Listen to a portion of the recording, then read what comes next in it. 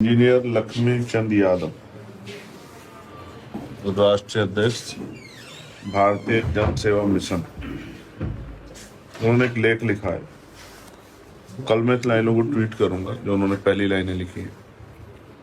जो कमजोर होते हैं वो किस्मत का रोना रोते हैं, जिनको उगना होता है वो पत्थर का सीना चीर कर भी उगते हैं। मैं बीज हूं तो मुझे रोकने के लिए बहुत सारे प्रयास किए जा सकते हैं, लेकिन मुझे उगने से रोका नहीं जा सकता।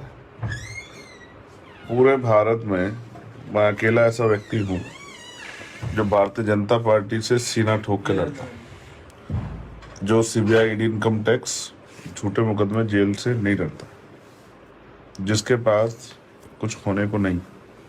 संघर्ष में मेरे साथ बहुत सारे साथी, हमें अपने संघर्ष पे भरोसा है। मैं इसको राजनीति समझता हूँ, धोखा वोखा नहीं समझता।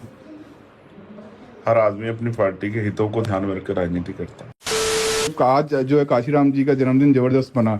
आपने सच में काशीराम जी के घर गए थे? आपने वो वाला जो वो देखा, आपने वो देखा और आपने वो हालत भी देखी? अगर मैं झूठ बोलता तो मुझे वहीं टोक देते। मैं झूठ नहीं बोलता हूँ।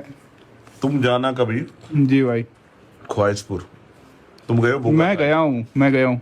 तुम मूंगा साहिब गए हो? नहीं, मैं उनके घर ही गया हूँ, उसी बिल्डिंग में गया हूँ। और जब ऊपर हाथी बना हुआ है, हाँ, और मैं उनके चाय पी मैंने उनके घर पे। उनके घर, हाँ देखी मैंने, दरवाजे देखे? बिल्कुल देखे, बहुत बुरे हालत थे। तो दलवारा जी हमारे साथ हैं।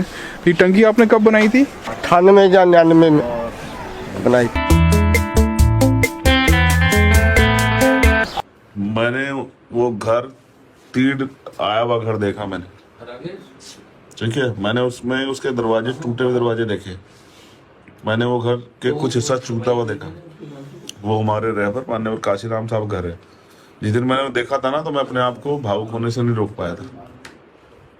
उधर बारिश पड़ रही थी, उधर मैं अपने आप की भावुकता नहीं रोक पा रहा था कि जिस रहबर ने बहुजन समाज को इतने MP MLA दिए, मुख्यमंत्री बनाए, वो माननीय काशीराम साहब अपने संकल्प के प्रति इतने समर्पित थे कि अपने परिवार के लिए घर की व्यवस्था नहीं कर पाए। जहाँ मूंगा साहिब हम लोग जाते हैं, वो उनका ननिहाल है, हाँ, जहाँ साहब पैदा हुए, ठीक है। वो भी उनके जाने के बाद बना वो जगह पे। लेकिन असल जहाँ मान्यवर काशीराम साहब रहे, मैंने तो कमरा भी देखा जहाँ साहब पढ़ते थे बैठ के। हाँ, हवा महल बोलते थे जिसको। हाँ। वो मैं भी गया था उसमें, और उनने उस समय की ट्रे भी दिखाई थी मेरे को।